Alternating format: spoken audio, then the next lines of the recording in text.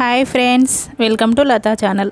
ఈరోజు మనం ఫ్లఫీగా అండ్ స్పాంజీగా ఉండే ఆమ్లెట్ ఎలా తయారు చేయాలో తెలుసుకుందాం. చూసారుగా, చాలా బాగుంటుంది.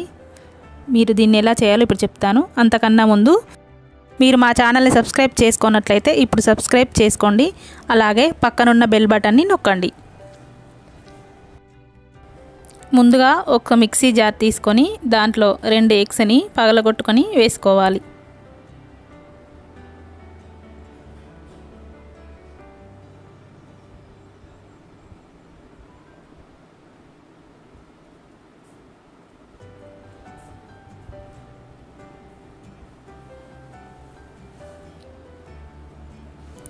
ఇప్పుడు మిక్సీ జార్పై మూత పెట్టుకొని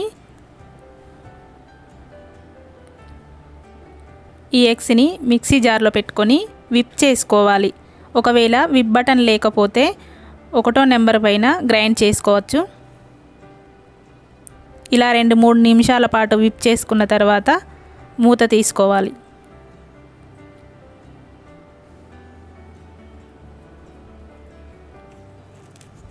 ఇలా నురుగులా వస్తుంది.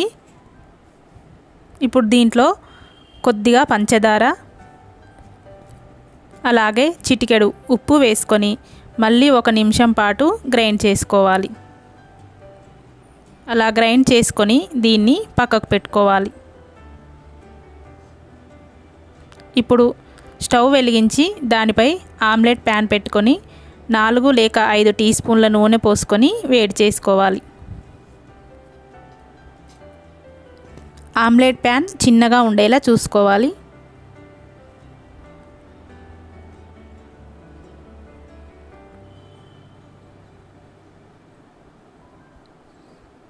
నూనె వేడెక్కిన తర్వాత మనం ముందుగా విప్ చేసుకున్న ఎగ్స్ని ఆమ్లెట్ ప్యాన్లో వేసుకోవాలి. ఇలా కొద్దిగా పోసుకోవాలి. ఇలా పోసుకోవడం వలన లోపల బాగా కుక్ అవుతుంది.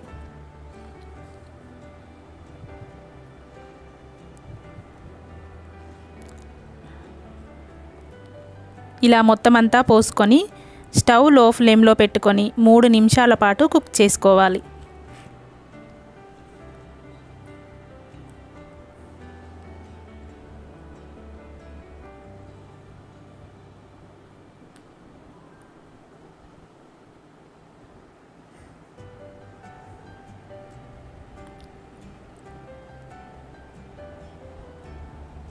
చూసారుగా ఎలా ఫఫీగా వచ్చిందో.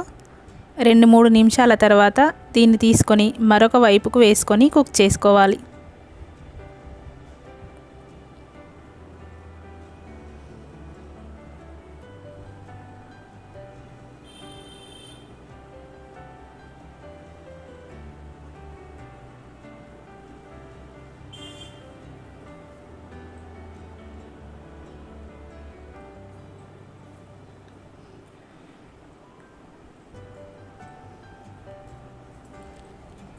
స్టవ్ లో ఫ్లేమ్లో పెట్టుకొని మాత్రమే ఉంచుకోవాలి, లేదంటే పైన మాడిపోతుంది, లోపల కుక్ అవ్వదు. ఇలా 2-3 నిమిషాల పాటు మరోవైపు కూడా కుక్ చేసుకున్న తర్వాత దీన్ని సర్వింగ్ ప్లేట్లోకి తీసుకొని ఇప్పుడు దీనిపై మసాలాలు చల్లుకోవాలి.